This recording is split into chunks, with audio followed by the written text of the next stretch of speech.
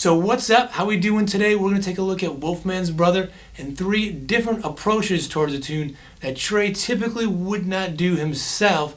And these are just my own things, and my goal is to get you to try out your approaches and help honing your own sound. And at the end of the video, I'm going to tell you my approach that has helped me find my own sound, which is of course an ongoing process. It never really ends, but I'll let you in on kind of what's really helped me, one of many things that's helped me probably more than anything, at the end of the video. But for right now, let's look at the first different approach and then break down what's going on with it.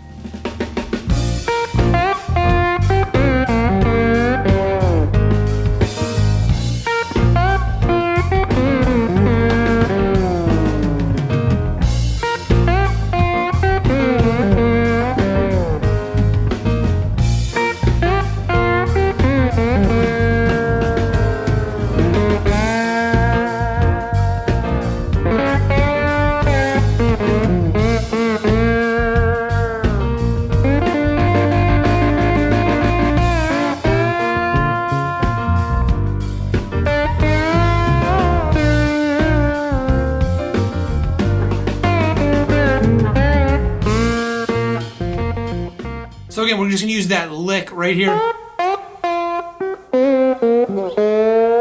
as kind of like a little vehicle. So how can we play this different ways, right? So this one's the most obvious. I'm playing, well, first of all, slide, right?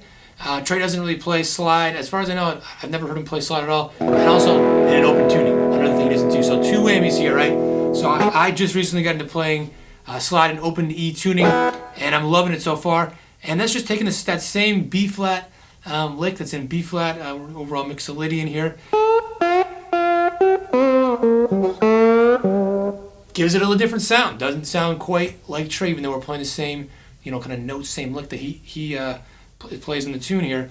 And yeah, and then just messing around, If you're just playing across here, it's a B flat. You can play here, down 4th fret too.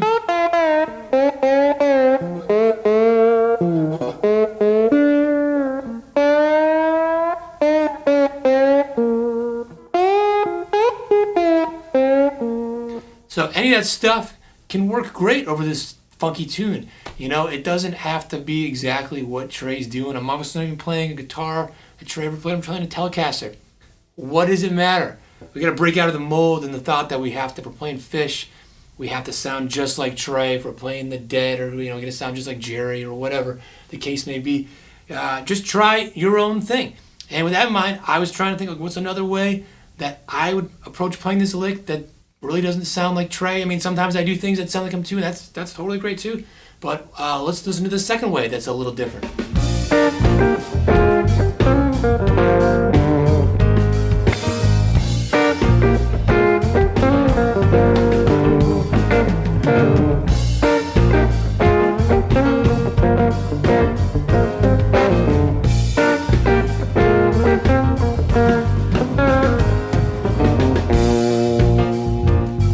What is it that I'm doing?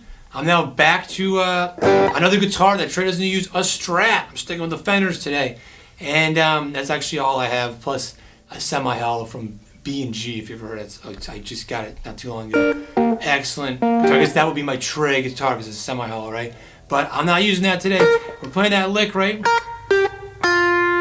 But I'm harmonizing it, right? So I'm harmonizing the lick. Something Trey might do once in a while. It's not like he never does this. But this kind of general sound thing is a little different. So I'm just playing at this note right here, the B flat, playing down a 6th. And then this is so quick, I just did it without it. These are just in 4ths, like so we got, oops, right? So we got.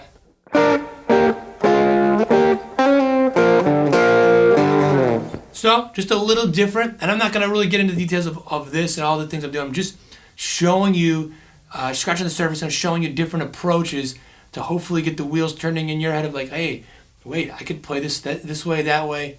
Don't get stuck in the way of kind of, watching videos or something of Trey and having to match the exact fingering thing. That stuff is great. Don't get me wrong. I have done so much of that. We'll continue. I'm going to make videos like that too.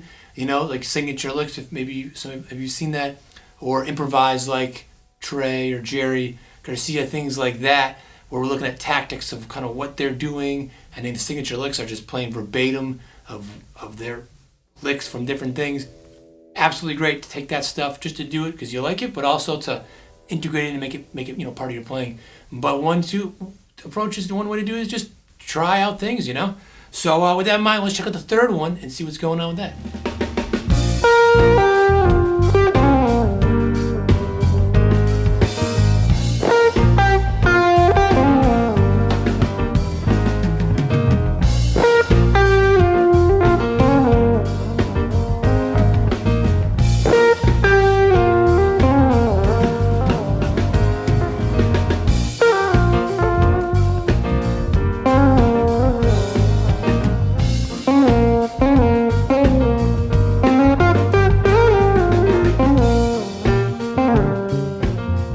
So this one I'm trying to stay on one string, but you say mostly on one string.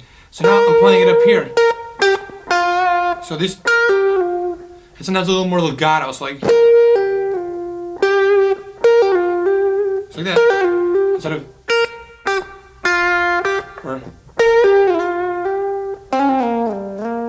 and even more on one string here. So changing the string here, but then like that. So you got.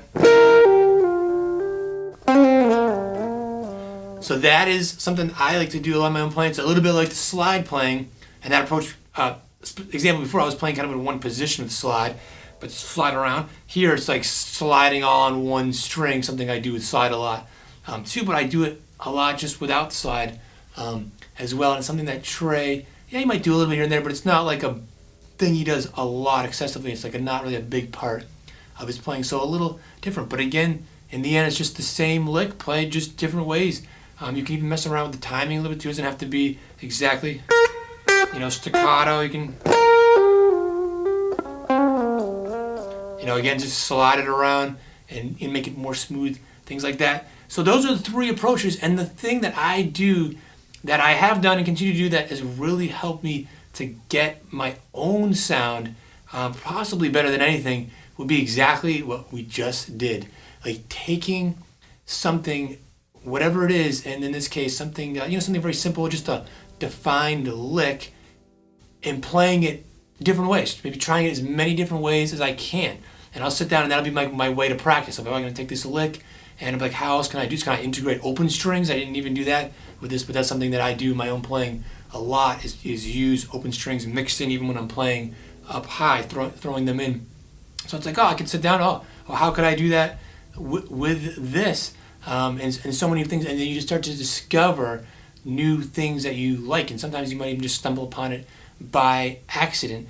But it's a good contrast to the way a lot of people, I think, try to approach things of just copying the way they hear it, and they want to do it verbatim. And there's absolutely great stuff about doing that, but I think that this is just as good, if not even better. And one of the reasons for trying to play the way that you kind of hear in your head and play your own way is I think you actually end up playing much better because it becomes a lot more authentic rather than trying to copy somebody verbatim, because you're not them. Obviously nobody is. It's only they are who they are, and you're only who you are. So anyways, you get the idea. So try this and try out anything you can think of, even chord progression. Try out different ways of playing chords and just see if you can sit down and rattle out as many ways as you can, and you'll stumble upon some cool approaches. And then the more you do those things, the more it becomes part of your own playing. It'll be a way that you develop your own sound, and hopefully you'll like playing even better, and you'll sound even